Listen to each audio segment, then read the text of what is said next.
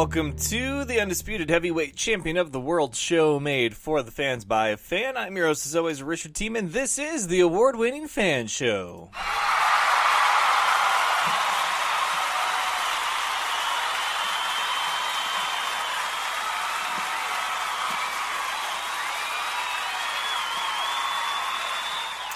Thank you all for tuning in. It is going to be a different kind of episode this evening on the show. No guests tonight. We're just going to go straight through every game that is scheduled, or slated, I guess as the pros like to say, for Week 7. And we're going to pick winners and losers. There's going to be, I guess, a brief headlines portion. But yeah, this is a briefer episode just because. There's really no other reason why, except for those of you that saw on Facebook, you know that there are some things that simply need to change, and we're going to be making those changes very, very soon. Is this one of those changes? I don't know. We'll see. We shall see. So, let's go ahead and dive right into tonight's special edition of the Fan Show.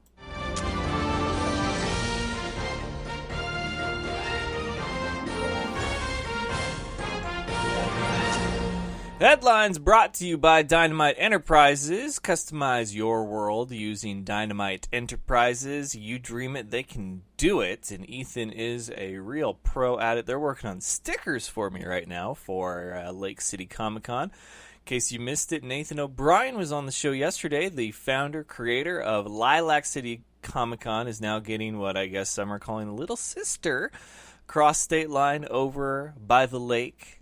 Coeur d'Alene, that is, Lake City Comic Con, the first ever, the inaugural, the hopefully annual Lake City Comic Con 2018 will be Saturday, a one and done, but it'll help give you the much needed, scratch on that pop culture and comic itch that you've had since June or whenever the last con you went to was. I know that's how it's getting for me.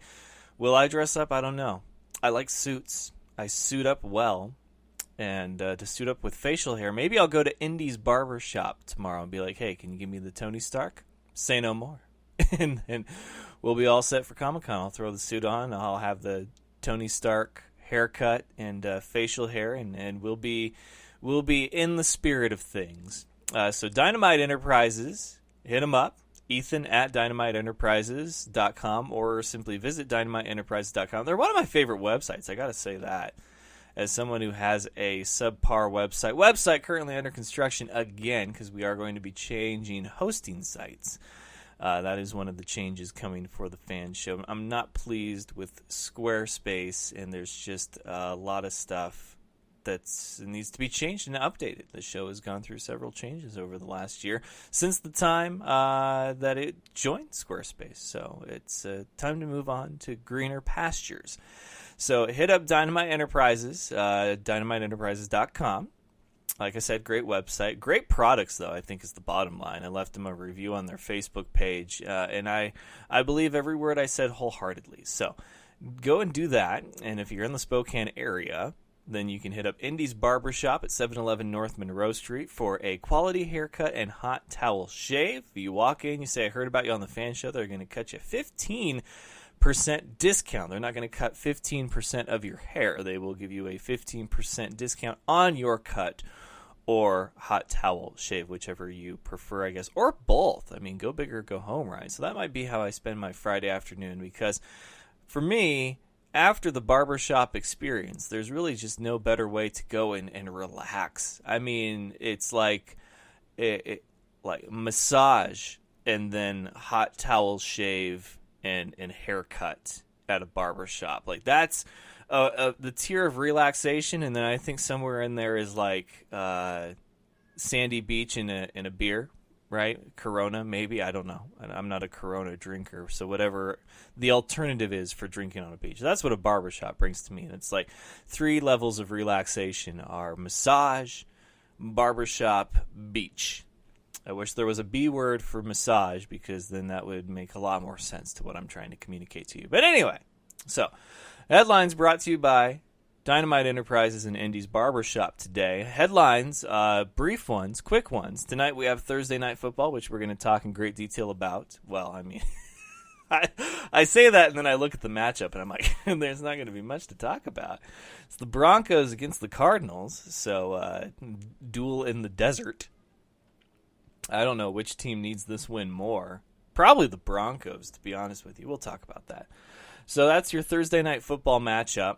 And I love how they advertised when it was Fox got the contract or however the hell that works. Again, I said it on an episode on the show a couple of weeks ago.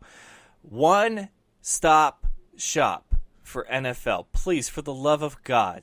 Between CBS, Fox, NBC, Amazon Prime, NFL Network, and ESPN and ABC, it's madness. I never really know where to watch football at, especially in these god-awful Thursday night games. I love how there's been two.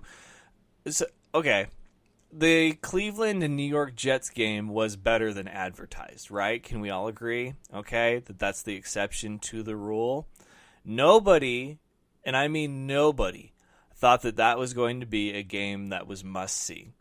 And the only reason that it really was is because Baker Mayfield came in and then ended up winning the game. Cleveland ended their losing streak at home. Thursday Night Football primetime against the Jets. Mayfield, Darnold, whatever the hell. So that's what that game turned into. But there's no way you're looking at a schedule and thinking about good primetime matchups. Does the Jets and the Browns come to mind? Because also, there was no guarantee that Mayfield and Darnold were going to be the starting quarterbacks that night. In fact, Mayfield wasn't. He got put in second half. So scheduling guys, they suck, especially Thursday night. And now Fox has been beating this drum of like, oh man, Thursday nights don't suck anymore. Or, the matchups don't suck anymore. Yeah, they still kind of do. They still kind of do. We've had the Vikings and Rams, which I know that there's been other matchups. Obviously, we just mentioned the Jets and the Browns.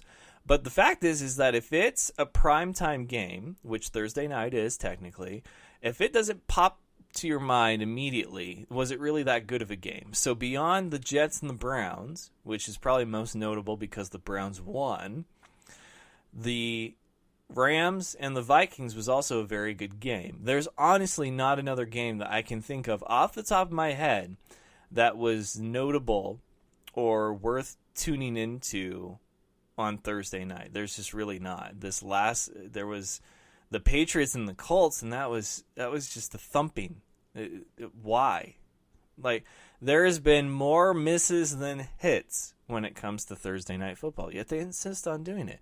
So when the scheduling team got together and said, hey, we got a spot open for about midway through the season, Thursday night football, what do you think about Denver and Arizona? In what world?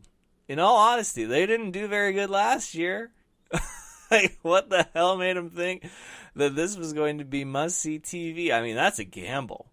That right there, that's not just betting on black. That's betting on, like, 17 black. Like, that's very specific. So that's your matchup tonight. And that's really the headlines, other than, of course, College Football Game Day has arrived in Pullman early yesterday morning, but you're seeing all the videos and the stuff from there, which... So I've been to Pullman before. In fact, I used to live, quote-unquote, live in Pullman. I got a job there at a coffee shop, Zoe's Coffee House, or Zoe Coffee, whatever the hell it's called now. And it was 2009, 2010, 2008. It was around there. So I had a buddy who was attending school there for music performance. And him and his girlfriend lived together in an apartment. And so I got this job, and it's about an hour and a half drive from here to Pullman, if that. And so I would go and just crash on their couch for 3 days at a time and then come back, 3 or 4 days at a time, and then I would come back and stay with my parents. Sometimes I stayed down there longer because there was a party to go to, and I was one of the lucky ones that didn't have class to go and attend. You know, I could party all night and just have to worry about waking up for work. So the thing is that I was a promoter at the time, believe it or not, concerts and things of that nature, and I got hired. I was told by the owner, the guy that hired me, that I was going to be brought in and I was going to learn to do all the basic functions of the coffee house, which was, of course, make coffee. Believe it or not, I had a background in being a barista. I worked for Zoe Coffee, and in Spokane Airport, you have to be trained in how to make coffee if you're going to work at what was the Parody Shops. But anyway, so I had coffee experience. I was like, yeah, I can do the whole thing here and the grinder here, and I can even do latte art. Yes, I could. I could do the leaf and the heart.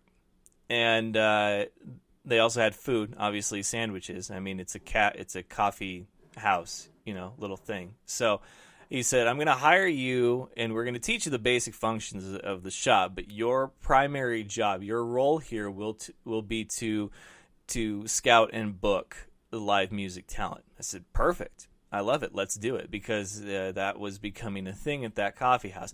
I didn't book a single musical act in the freaking 3 months that I worked down there, and it was ridiculous because I got harped on for knowing or not knowing how to make certain sandwiches or coffee drinks, and I'm just like, okay, but it's not what you hired me for. So anyway, I do know Pullman. I love Pullman. I think it's a great college town. I have been to a few Cougar games. In fact, won tickets to go to one a couple of years ago. My friend Funk, they played Cal, and they won. That was a folk year. Very good game.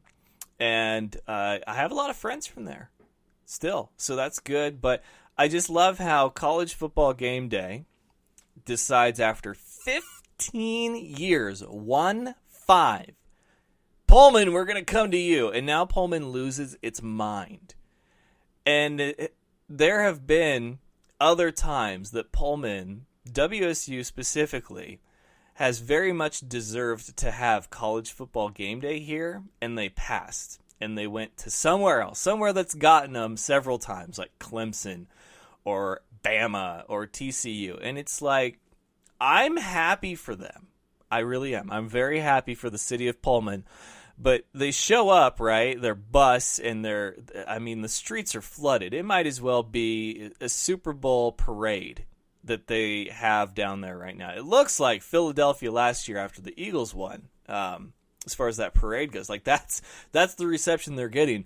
And Kirk Herbstreit's tweeting out just like, oh my God, look at this reception. It's just like, yeah, douchebags. Like, and who knows, if they would have come earlier, would the reception have been just as big? I'm going to say probably, but you never know. And here I'm talking to my friends from WSU. I'm like, hey, you going to be there? And they're like, no, I kind of want to be. And they're like, are you? And I'm like, no, I won't. And I won't. But I don't feel heartbroken because it's going to be chaos. It's going to be a borderline riot. Win or lose or draw, that place is going to be utter chaos. They're expecting some 100,000 people there. And for those of you that don't know, Pullman's not that big. and College Football Game Day is making it this big deal, like, oh yes, we're finally coming to Pullman, Washington for WSU. And it's like, it's about frickin' time. It really is. And now watch, it'll be another 15 years before they decide to grace us with their presence again. It's just like, I'm over it. I understand it's College Football Game Day, and it's like, and we feel lucky enough that they come here, but they go to so many other schools so many times. It's just like, you can't share the love, you can't spread it around a little bit, because I guarantee you, it doesn't matter who the opponent is for WSU. If they said that they were coming here, this would be their response. This would be the reception that they would get. Now, it helps that it's Oregon, yeah, but I sort of see through it from a media side of things, from a fan perspective. It's just like, I get that you're coming here and it's a big deal, but it's like, don't act like you're doing us some kind of favor by coming here. You've had 15 years to get your asses up here, and we've more than deserved it up here a few times. So that's my whole thing with College Football Game Day is that they act like they're just some kind of thing, and now Pullman is lucky enough to have them. It's just like, get the hell out of here with that. So those are your headlines, and let's go ahead. Let's dive into it. Week number 7 I'm going to do this as I do my weekly pick'em for the NFL. And as I mentioned yesterday, teams on a bye week, notably the Seahawks, the Steelers, the Packers, and the Raiders. 3 of those 4 teams, kind of a love-hate relationship, wouldn't it be? Just for the fact that it's like you can't control your own destiny for a week. You have to hope that teams either win or lose in order to help you out, Seahawks, Steelers, and Packers, all 3 of those teams are coming off big wins. That's why it's great going into a bye week with a win, sure. It's great to have a bye week at damn near midway through the season, yes. But when you have that kind of momentum, Seattle deserves it because they were across the pond in London, and so were the Raiders. So I'm glad that they decided to do that this time, to give them a little extra time. That's what they need to do with Thursday night games, to be honest. But Steelers and Packers, man, if I was them, I'd want to get right back out there, start swinging again, because both of those teams had big comeback wins. I'd want to keep that momentum rolling. But there's a lot of injuries, and they're going to try to address those. How many injuries can you address in a week's time? I don't know. Okay, so Steelers, Seahawks, Raiders, Packers, they're on a bye week. So let's get to picking. Let's get to picking these games, because it's what we do on the F.A.N show. All right. We're going to start at the top. We're going to work our way down. And we will, I don't know if we'll need to take a break or not. I don't think we will. But before we get into this, since it is about almost 20 after, and it's not going to be a full hour, I feel that it is rather important to mention how important, how many times can I say the word important? But it is. It's very important that not only who you bet on, but who you bet with. And the guys at my bookie, they are the folks to bet with. So if you're going to hear me talk about these games and you're just like, I disagree with your pick, man, I think that so-and-so is totally going to win this thing, well, if you feel so confident about it, do as they say and put your money where your mouth is. Go to my bookie, that's MYBOOKIE, and use promo code F.A.N for football and nonsense. That's right, the F.A.N show. Promo code, and they are going to match your initial deposit up to the first $1,000 with that promo code. And you've got a little bit more to throw around there. Maybe you're feeling confident about a couple of games. But the point is that they have something for everybody. The over-under, the winners, the losers, the against the spread, for the spread, even you fantasy guys, how many points a player is going to score, so on and so forth, the matchups, like you name it, there's probably a bet for it at my bookie. So where you bet matters just as much as who you bet on. And a lot of people ask me, they're just like, I'll bet you. Okay, well, let's do it at my bookie. Because if I win, I want to get paid, and that's what they're all about. At my bookie, so go and check out my bookie ASAP. Use promo code TheFan, because you bet, you win, you get paid. You play, you win, you get paid. So promo code FAN, that's my bookie. Go and check them out. So here we go. We've got some weekly pick 'em here to start picking. I'm going to take another drink before we get too far into this. All right. Number 1, Thursday Night Football, Denver Broncos against the Arizona Cardinals. Who wins this more? We talked about teams that needed wins more so than other teams this week at this point in the season. And I really do think that this week will prove to be a pivotal one in the postseason landscape of the NFL. I know it seems so early, but honestly, it's not very early. After this week, we are at the official midway point of the 2018 season, which is sad to say. But this is that week that because certain teams are on a bye, if you can get a win here, you live to fight another day.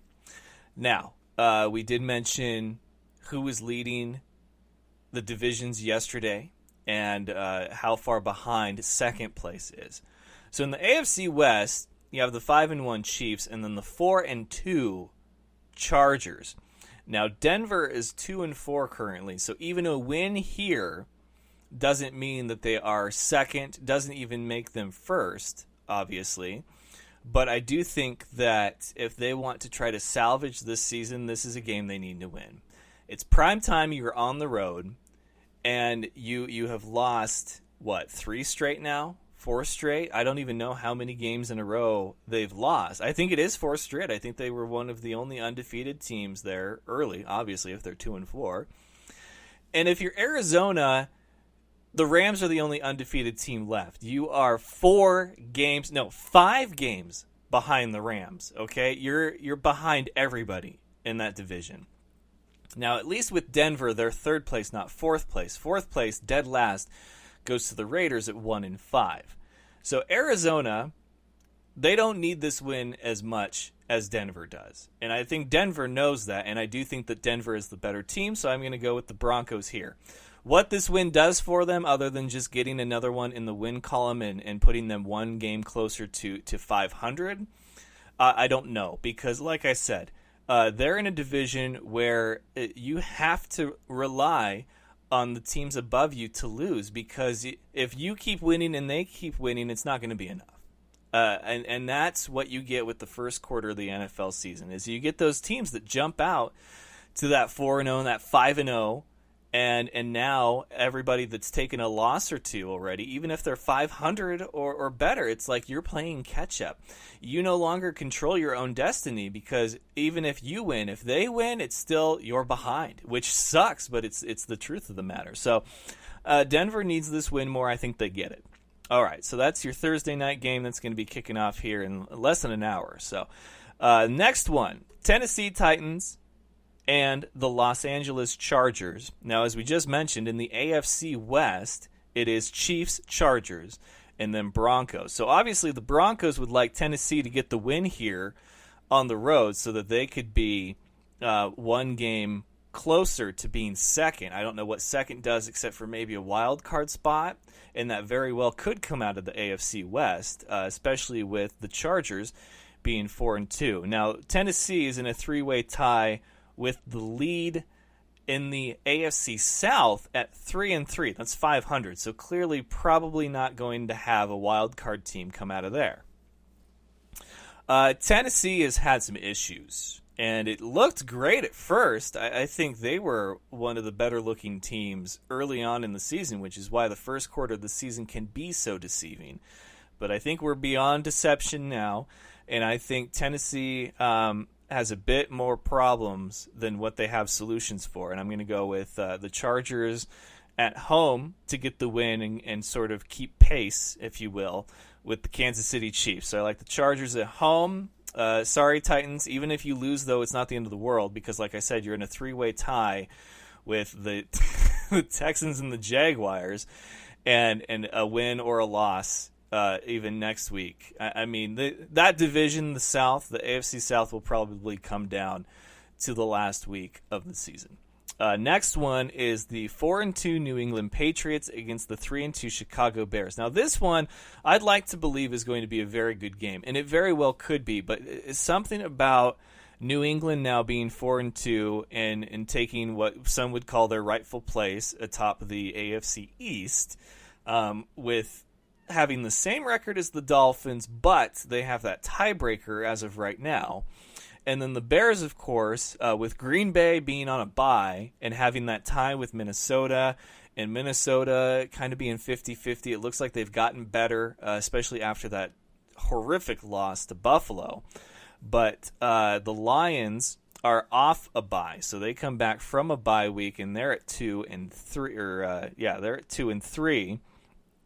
Minnesota 3-2-1. So if you're Chicago, you need this win more than the Patriots do, and I think that's obvious.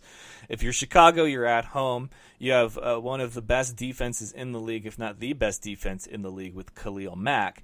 You need a statement win, and this would be it. However, the Patriots, this is that point in the season where they're starting to make a statement of their own, and that is that if you counted them out, then you were dead wrong. So Patriots, that makes the Patriots a very dangerous team.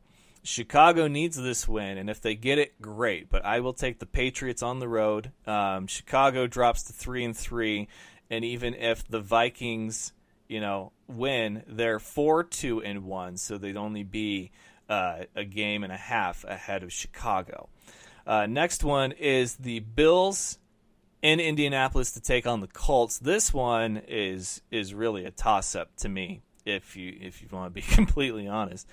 This one, they're going to have Derek Anderson start for Buffalo, not Nathan Peterman and not the GOAT, whatever his name is. Not the GOAT Nathan Peterman, and of course Josh Allen is sidelined. So the 2-4 Buffalo Bills, how they got those two, I don't know.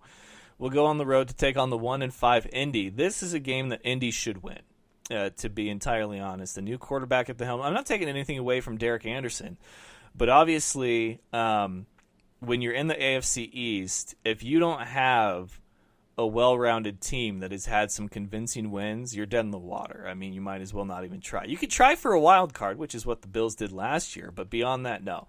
So even though there's 2-4 and 1-5, I think the Colts, both teams need it, but I think the Colts will get it. So give me the Colts at home against the wounded animal that is the Buffalo Bills. That brings us to what could be a game that decides the AFC South. So now we have officially gone through all the teams in the AFC South. With this one, the Houston Texans and the Jacksonville Jaguars both are 3-3. Like I said, three-way tie for the AFC South. And this one, you'd like to see the Jaguars repeat success from last year, but at the same time, the Texans kind of got the short end of the stick last year when their quarterback, Deshaun Watson, got sidelined with a terrible injury, and he was, MVP candidate when he got hurt, and that was like week 5. So we've officially made it beyond that point of the season, and although he hasn't had his best year out of the two of them, 1.5, or I guess collectively 1, maybe, there's other issues with the Texans. Now, Jacksonville, I do not think is deserving of a 3-3 record. In fact, I feel like they should be worse than that, especially with that performance last week against the Cowboys. So, I like the Texans in this one. I really do. I think that there's too much uncertainty with Jacksonville, but the Texans are at least trying to get better, and I do believe that they are getting better. They beat Dallas. They beat Indianapolis. So they're doing what they need to do as far as climbing the ranks again. So I think they'll keep the momentum going. Give me the Texans over Jacksonville. Next one, so now that we've wrapped up the AFC South, let's go ahead and move on then.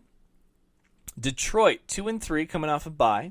And the Miami Dolphins, 4-2, with Brocktober rocking on. That was a crazy game last week with Brock Osweiler. Did not expect that. But here they are, 4-2, tied for first in the AFC East, but the Patriots, having beat them already, clearly hold that tiebreaker. And the Lions, with the Packers being on a bye week, the Lions playing, or the Vikings playing, and then, of course, Chicago playing against New England, this might be an opportunity where if they feel they can get to 3-3, they could potentially push for a wild card or even first in the division. I mean, the division, by the numbers, is so wide open, but when you look at it and you think the Lions, the Bears, the Vikings, and the Packers are in a dogfight for the North, it just doesn't seem like that's the way that it should be, but it is. So this one is probably going to be the toughest one to call, and I know it doesn't seem that way, but Miami at home, Detroit on the road, coming off a bye. God, this one's tough. This one really is. I'm going to go Miami at home just because I think that they're the only wild card worthy team as of right now, of either conference. I really do believe that. I think they're the only wild card worthy team right now, even with a loss to the Patriots. They have played the most consistent football this season. That hasn't been, a team that you would expect to. And I think the next one, obviously, would be the Houston Texans. So I'm going to go with the Dolphins here.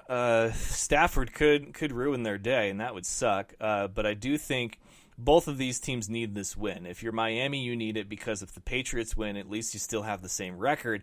If they lose, you regain first in the AFC East for another week. If you're the Lions, you also need this win because the Packers are on a bye, and it's likely that the Bears will lose and that even Minnesota could lose. So a win here would help even up the score, but at the same time, even a loss, 2-4 is not going to be the end of the world for them in that division right now. Both of these teams need it. This should be a very, very good game at this point in the season. Next one. All right, let's talk about it. We got more NFC North, AFC South matchups, or AFC East matchups, I should say. Minnesota Vikings 3-2-1 taking on the New York Jets 3-3. I gotta say that 3-3 record is surprising. It's 500, but given how they opened the season and just everything else, it is and how games have been so back and forth and obviously 50-50.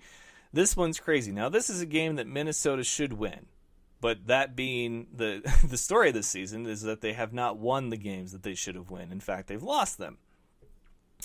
But I just can't pick the Jets. I really can't. I think that Green Bay being on a bye week, the Vikings of all teams should know, especially seeing that matchup with Chicago and New England. I don't think they're going to worry too much about Detroit right now. I think the Vikings are probably like, we'll worry about Detroit when we need to worry about Detroit. But right now, we're 3-2-1, and we're tied with the first place Bears. So yeah, we're gonna go for this thing. So give me Minnesota on the road. Next one, an NFC matchup. And, just to reiterate, I do think that the Jets and the Vikings both need this win, but given that the Jets are in the AFC East, and again, they're like the Bills who haven't really showed me anything special, you're playing for a wild card at best, plain and simple, where for Minnesota, this win could mean, potentially winning that division. So I think Minnesota needs it more, wants it more. Carolina 3-2, Philadelphia 3-3.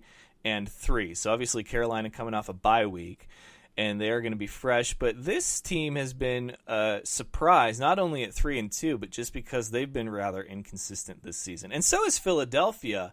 But everybody talks about the Super Bowl hangover, and how much it affects the team. It hasn't affected them as bad as you'd think. I would think that a Super Bowl hangover team would be like a 1-4, 1-5 at this point. But Philadelphia's hung in there, and they fought very hard, and they got a great win last week. And so I think that between the two of them, Philly probably needs this win more than Carolina because on the NFC side, the NFC East is the AFC South in terms of it's like a three-way tie and dogfight for winning that division. I guess you could say the NFC North is that way too. So Carolina, who is a game behind the Saints, who currently lead the division, they would really need to get this win. A road win against the reigning Super Bowl champions would be a huge statement win, but I don't think they'll get it. I think Philadelphia, there's Doug Peterson is too good of a coach to let his team fall below 500 at this point in the season when the division is up for grabs. That's just my feelings about it. So both teams need the win. But I think the Eagles need it and want it more, given that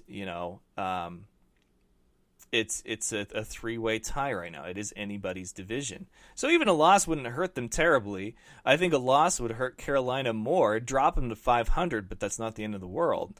A loss to Philadelphia that drops them below 500, and now they've dug themselves into a bit of a hole that they got to try to climb out of. Next game. Cleveland 2-3-1 against Tampa Bay 2-3. Tampa Bay recently fired defensive coordinator Mike Smith, and of course they've got famous Jameis, back under center. I picked the Browns last week against the Chargers. They were at home. They were at home, and it was the first time I'd picked the Browns since they played the Chargers last year, and they disappointed me. So I think the Browns will win. But in order for me to get this pick right, I'm gonna have to go ahead and say the Bucks. Both of these teams, I think, are just playing for their future right now. I think there's a lot of stuff going on, and they could very well salvage a season. A win here would put them both at 500. But I just think that there's too much going on with these teams for them to really think postseason right now. But we'll see. We'll see how things could shake out. I'm not going to hold my breath for either of these, and I'm going to take the Bucks to win at home. Brings us to the 4-1 New Orleans Saints and the 4-2 Baltimore Ravens. Now, the Saints put on an offensive clinic last week as Drew Brees broke the record against the Washington Redskins Monday Night Football, and the Ravens had a defensive frenzy, getting 11 sacks against the Tennessee Titans, which is why I'm not too confident in the Titans right now. But here's a fun fact, and both of these teams need this win, yes. New Orleans needs it to hold on to first in a division with the Panthers breathing down your neck, and them being in a game that's very much either or against the Philadelphia Eagles. But the Ravens also need it because now that the Bengals have suffered their second loss, they're now tied for first in the division. And this is a game that you need to win because the Steelers are on a bye, so they can't win or lose. The Browns are in a very 50-50 contest, and then the Bengals play the Chiefs, who are definitely going to be looking to rebound. Both teams are going to be looking to rebound after losses last week. But I think that both teams want this win. Both teams need this win. I think the Ravens probably need it more so than the Saints. However, fun fact, historical fact, the Ravens are the only team. There are 32 in the NFL. They are the only team of those 32 that Drew Brees has not beaten. And for that, I'm picking the Saints. Saints on the road, Drew Brees collects the whole set, if you want to say. And then we've got the Cowboys 3-3 against the Redskins 3-2. Now, obviously, Cowboys coming off of a huge home win against the Jaguars, 40-7. My God, I don't know what happened there. Jason Garrett should still be fired. But the Washington Redskins obviously are currently in first place. They'd like to keep it that way. I think they will at home. Both a win or loss here doesn't really do anything for either of them. Just because Philly, if they win, yeah, they're 4-3, and a loss for the Redskins, they would be 3-3, and a loss for Dallas, they'd be 3-4. It's still very much a three-way tie and a dogfight for that division. With the Cowboys win, they'd be Cowboys win, they'd be 4-3, and then if Eagles win 4-3, and the Redskins would be 3-3. I mean, it's just any way you slice it, neither of these teams needs the win more so than the other. This is a divisional matchup, and you're going to get just that. So I like the Redskins at home. Now we've got my game, the 6-0, the only undefeated team left, the LA Rams against the heartbroken 49ers. And they will be in San Francisco. This was supposed to be the Sunday night game, but it got bumped because the schedulers are dicks like that. So it got bumped. I can't say that I blame them, but still, I'm bitter about it. So this will be the last afternoon game, according to the schedule anyway. I mean, they all kick off at the same time, so how can you really be last? And I'm going to pick my Niners. They need this win. Of all the teams in the entire NFL, of all 32 teams, the Rams are the only ones that can afford a loss. I mean, because the only other team with the next best record in the NFL is on the other side, the AFC, that conference, the Chiefs, 5-1. Like the next best team would be the Saints, who are currently 4-1. So even if they won, they'd be 5-1, and the Rams would be 6-1. So you'd still, it's just the Rams are literally the only team in the entire NFL right now that can honestly afford a loss. I don't think they want a loss, obviously, but they can afford a loss. Like, they are the one team that needs a win the least in the entire NFL. And, of course, postseason hopes probably dashed after that Green Bay Monday night game. I don't know what a 2-4 record does for you, or I guess 2-5. No, 2-4. I don't know what a 2-4 record does, how that changes anything, but I guess it's something. So they're 1-5 now. They win this, they're 2-5. But yeah, I'm going to pick my team, the 49ers, to give the Rams their first loss of the entire season. They're wearing their throwback 1994 jerseys, the white ones, and I think, who knows? Who knows? Stranger things have happened, right? All right, last two games here. Sunday Night Football, the one that got flexed, the 4-2 Bengals, the 5-1 Kansas City Chiefs. Both of these teams coming off losses that honestly were avoidable. The Chiefs made a comeback as opposed to the Bengals, who let the Steelers come back. And the Chiefs' comeback simply wasn't enough. So Chiefs at home, prime time. Yeah, I'm going to say that this is probably the Chiefs' game to win, which is going to suck because that brings the Bengals down to 4-3, and that'll be their second loss in a row. And this would be classic Bengals, right? This would be classic AFC North at this point in the season. Steelers not being able to win or lose gives them a little bit of breathing room. It wouldn't matter because even with the same record right now, the Steelers own the tiebreaker. But then the Ravens playing the Saints, that's anybody's game. If the Ravens win, they would be a game ahead and would boost themselves. They'd leapfrog up in the first place. And then finally, we have the 1-5 New York Giants against the 2-4 Atlanta Falcons. Both of these teams need it, but the Falcons probably need it more. If you're 3-4 in that division, you're only a game or two behind the division lead with a realistic thinking that you could climb out of this hole because you're one game below 500. If you're the Giants, you need to get rid of Odell Beckham Jr. Plain and simple, end of story. Give me the Falcons at home on Monday Night Football. And look, you guys can talk about passion and competitive edge and being a competitor and whatever BS you want to sling about OBJ and why he needs defended. He's a professional athlete. He doesn't need defended from anyone that isn't a professional athlete or a coach. If the dude is going to act like a diva, if the dude is going to cry and throw tantrums on the sideline, then let him. The dude gets paid way too much to do that, and if you guys are going to go to bat for him saying that he's just passionate competitor, no, he's not. He's really not.